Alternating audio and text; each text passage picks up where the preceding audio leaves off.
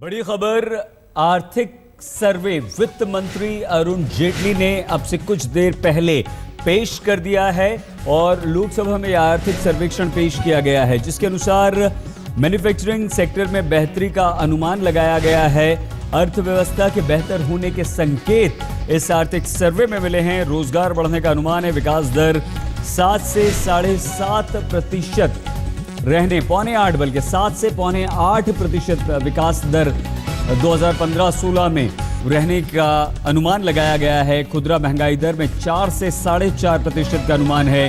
2016-17 के आर्थिक आंकड़े जारी कर दिए हैं वित्त मंत्री अरुण जेटली ने। आर्थिक सर्वे लोकसभा में पेश किया गया है, जिसकी मुख्य बातें ये रही हैं कि हमारी जो विकास दर है वो 7 से 7.75% रहने का अनुमान लगाया गया है।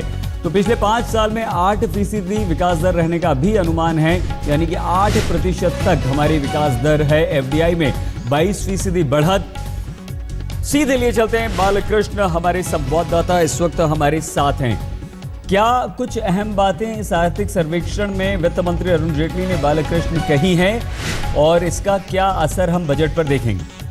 देखिए, इकोनॉमिक सर्वे लगभग वही बातें कह रहा है जो सरकार अब तक कहती रही है, यानी जो अंदाजा सरकार लगा रही थी। इकोनॉमिक सर्वे ने यही कहा है कि 7 से लेकर के 7.25% तक जीडीपी की ग्रोथ रेट हो सकती है। इकोनॉमिक सर्वे ने ये कहा है कि जो एफडीआई की ग्रोथ रेट है, यानी विदेशी निवेश है देश में, उसमें बहुत अच्छी रफ्तार से बढ़ा है। खासतौर पर कुछ सेक्टर्स जो हैं उसमें इसकी ग्रोथ काफी हुई है। और इकोनॉमिक सर्वे ने लेकिन ये भी कहा है कि जो ग्रोथ होनी चाहिए, जो जीडीपी में ग्रोथ, वो सारी सेक्टर्स में एक जैसी नहीं हो रही है। सर्विसेज सेक्टर जो हमेशा से कहा जाता है कि बैकबोन है इंडियन इकोनॉमी का, 66.1% ग्रोथ जो है वो सर्विस सेक्टर में हुई है।